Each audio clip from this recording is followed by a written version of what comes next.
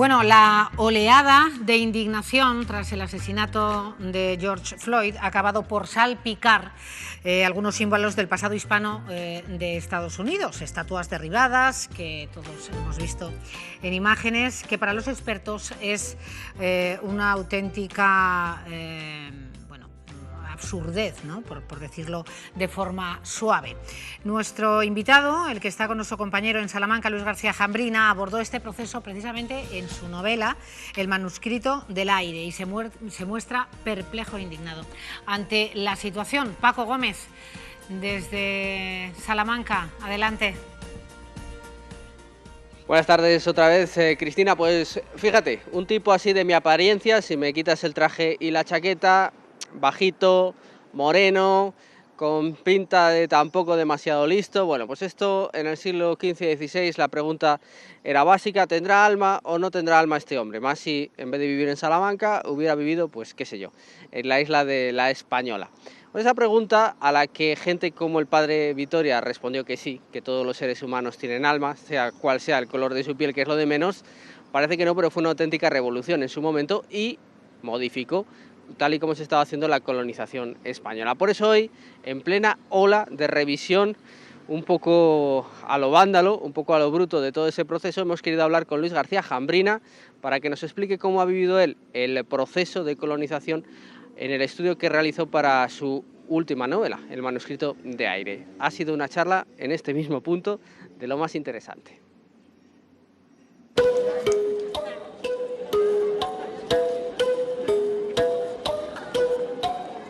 Para los taínos, la vida se convirtió en poco tiempo en un infierno, y conste que no exagero. No es que antes fuera regalada o estuviera exenta de peligros, ya que periódicamente sufrían las incursiones de sus vecinos, los indios caribes, que los trataban con extrema crueldad. Pero al menos los taínos eran libres y llevaban por lo general una existencia tranquila y sosegada. Pero desde que llegaron los españoles, sin embargo, tuvieron que pagar tributos o rescates en oro, algodón o casabe, o en su lugar, realizar trabajos extenuantes.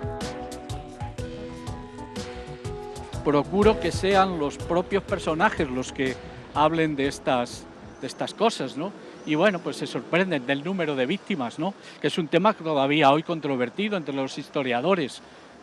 ¿Cuántas fueron efectivamente las víctimas entre los taínos, ¿no? Unos dan unas cifras, otros dan otras, da igual. La cifra más pequeña es muy alta, ¿no? Y luego también, sobre todo, se sorprenden mucho de esta labor de los frailes dominicos, de aquellos primeros como Fray Antón de Montesinos, Fray Pedro de Córdoba, que procedían de aquí, no es que fueran salmantinos, pero del convento de San Esteban, ¿no? Y ver lo que decían, porque en muchos casos yo transcribo palabras casi literales de Bartolomé de las Casas o el sermón este famoso de Fray Antón de Montesinos, donde pues se interpela a esos encomenderos, a esos gobernantes españoles que están allí, y se les reprocha que exploten a los indios y se les dice que van a ser excomulgados y que no piensen que van a encontrar luego la gracia de Dios, ¿no? Eso es un fenómeno efectivamente muy importante y de gran relevancia histórica, y todo surge de aquí, de este convento, antes de Francisco de Vitoria, hay que decirlo. Entonces, bueno, pues sorprende también un poco esta labor de estas personas casi heroicas, porque no se habla de ellas en casi ninguna parte. Francisco de Vitoria no hubiera escrito lo que escribió, ni hubiera tenido la actitud que tuvo si no hubiera sido por esos frailes. Bueno, con mucha perplejidad, porque se trata como una especie de efecto mariposa, ¿no? Ese ataque iconoclasta se mueven por instintos o por emociones, por sentimientos, más que por la razón. Si hubiera una revisión, estaría bien que de cuando en cuando se revisaran estos grandes procesos, como fue la conquista y colonización de América, ¿no? Pero creo que lo que falta ya no solo es un conocimiento de la historia, sino sobre todo cada vez es menor, lo digo muy en serio, la capacidad de pensar y de razonar y de establecer conexiones entre unas cosas y otras, ¿no?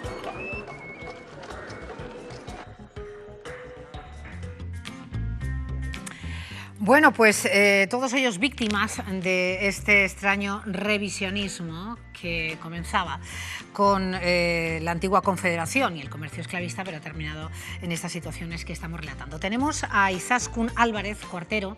Ella es profesora de Historia de América Latina de la USAL, desde Salamanca. Muy buenas tardes nuevamente.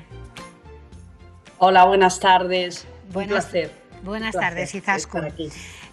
Hablábamos nos gustaría por lo menos que nos explicara este extraño revisionismo, lo que estamos viendo, estas imágenes, ¿a qué son debidas, a su juicio? Hola, buenas tardes. Bueno, yo siempre digo que cuando la política se mezcla con la historia, pues hay que ir despacio. Es un asunto muy delicado y muy complicado.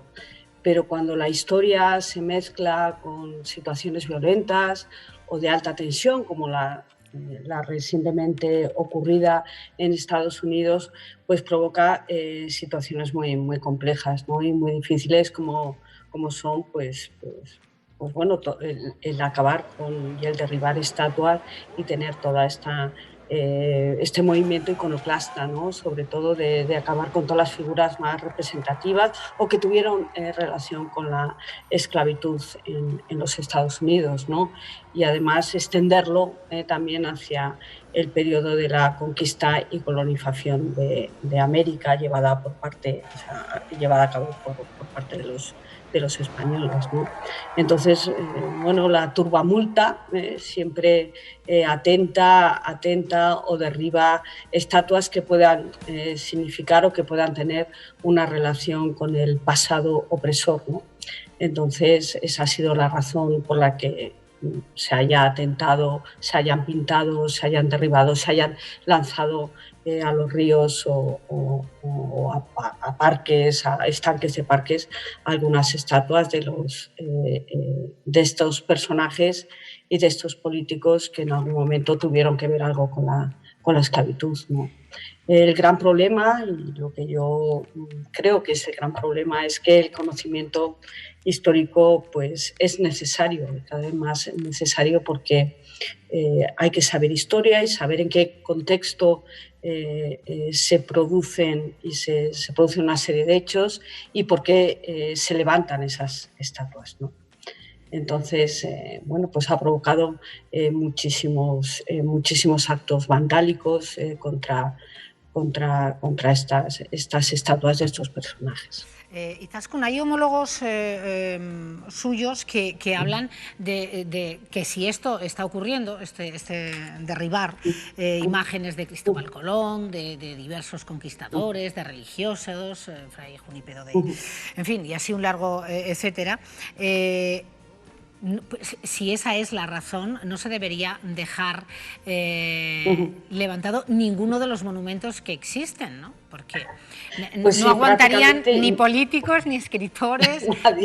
Nadie no aguantaría. A los políticos, y déjeme que me meta un poquito con ellos, a los políticos que les gusta mucho inaugurar estatuas, parques y todo tipo de infraestructuras, les vendría muy bien inaugurar placas explicando qué hicieron estos personajes. Es decir, lo que hay que intentar es que si tenemos estatuas de esclavistas, por ejemplo, de Leopoldo O'Donnell en Madrid, que fue un esclavista y capitán general de la isla de Cuba, pues intentar que cada estatua tenga una pequeña placa con una explicación de quién fue ese personaje, ¿no?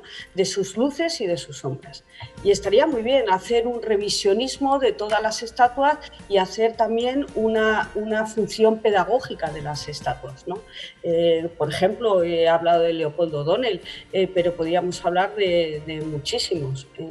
Podríamos hablar de la reina María Cristina, la regenta, que fue también regente de España, ¿no? La madre de Alfonso XIII, que también estuvo junto con su marido, su segundo esposo, el duque de Riansares, tenía negocios de esclavitud, o Zorrilla, por ejemplo, el autor de Don Juan Tenorio, de la obra de teatro tan famosa, que también fue un indiero y tuvo negocios esclavistas en Cuba. Y de la misma España, es decir, España es un país que mantuvo la esclavitud hasta 1883. Fue el país que mantuvo la esclavitud junto con Brasil durante más tiempo.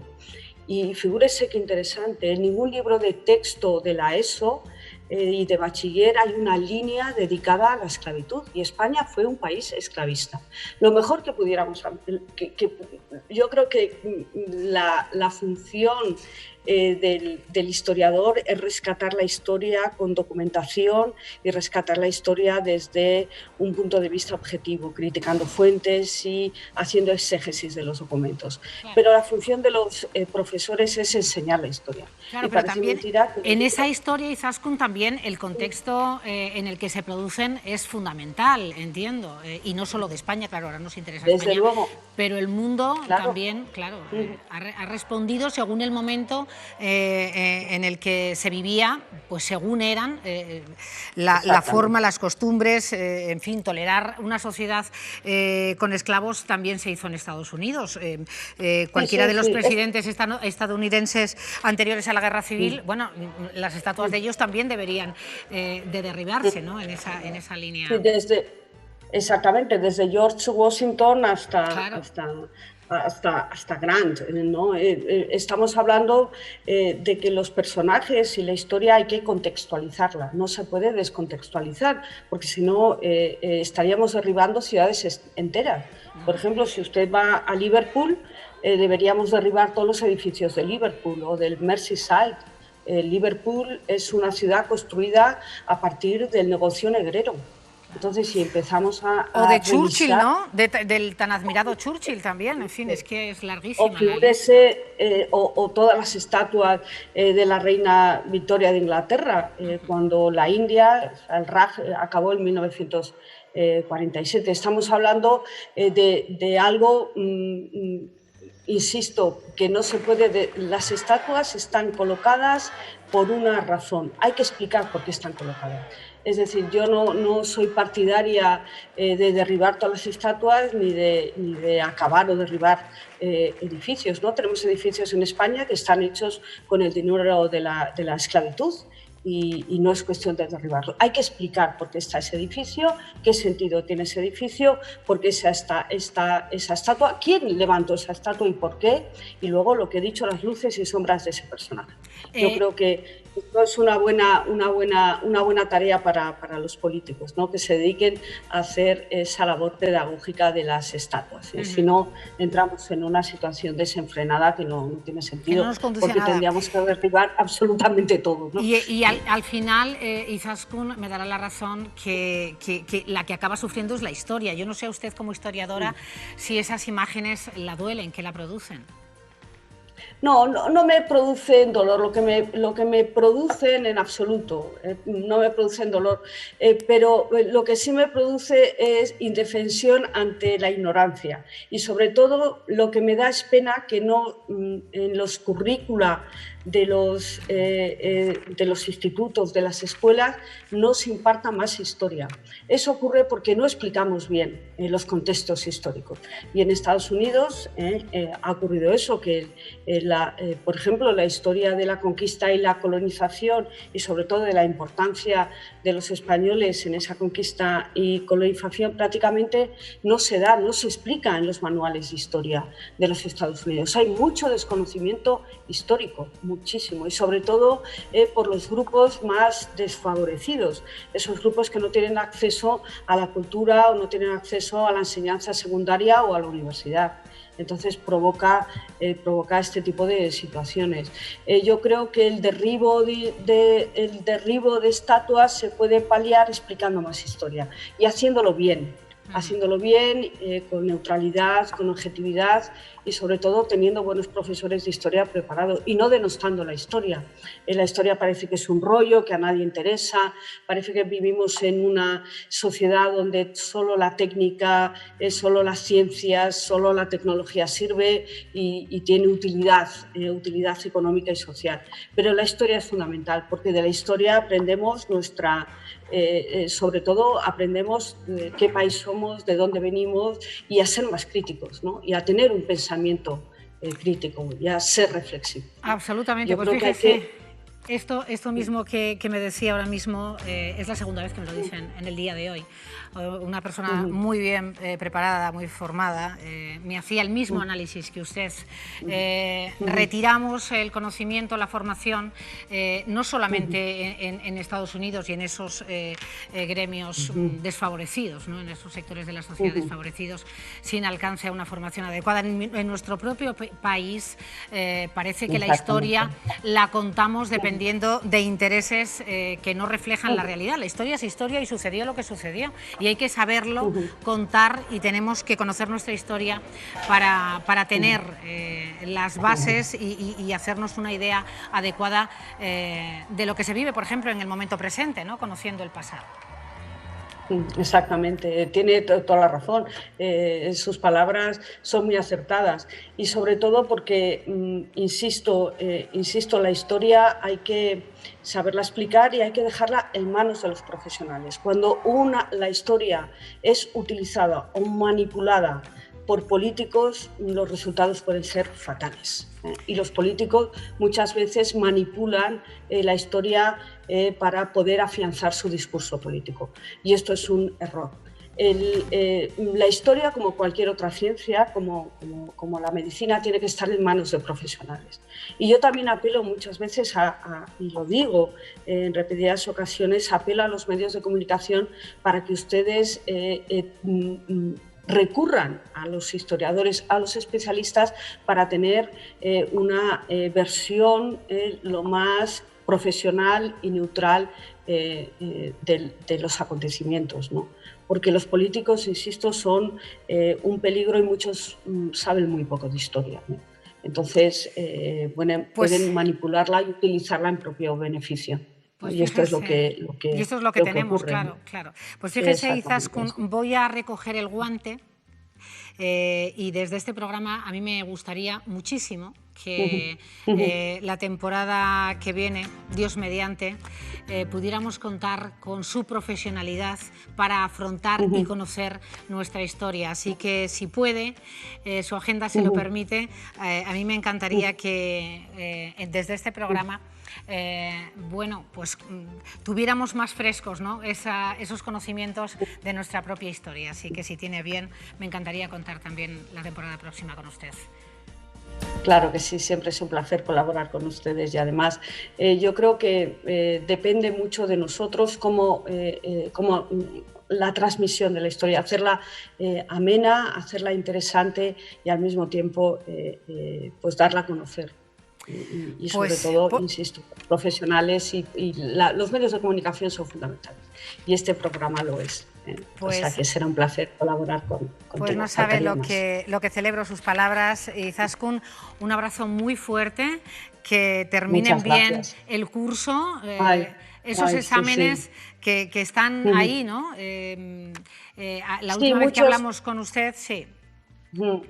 Muchos están ya acabando, la gran mayoría ha acabado. Yo creo que el curso acabará a finales, ya prácticamente todas las facultades, a finales de julio. Y bueno, esperemos retomar las clases con normalidad en octubre y bueno, hacerlas mucho más cercanas, porque yo creo que esta pantalla que nos separa vamos a terminar por detestarla, porque yo echo de menos a mis estudiantes, poderles reñir y poderles querer y poderles explicar, porque dar clases a través de la pantalla es muy extraño. pero bueno, yo creo que en la Universidad de Salamanca se ha hecho un esfuerzo extraordinario por dar las clases y que los chicos no pierdan el curso, ¿no? Que es lo importante en esta situación tan extraña de absoluta incertidumbre y tan dramática para muchísimas familias. Pues Izaskun, estamos convencidos de ello, de verdad lo dicho, que terminen lo mejor posible el curso y nos vemos a la vuelta. Gracias, un fuerte abrazo. Un abrazo, gracias a vosotros.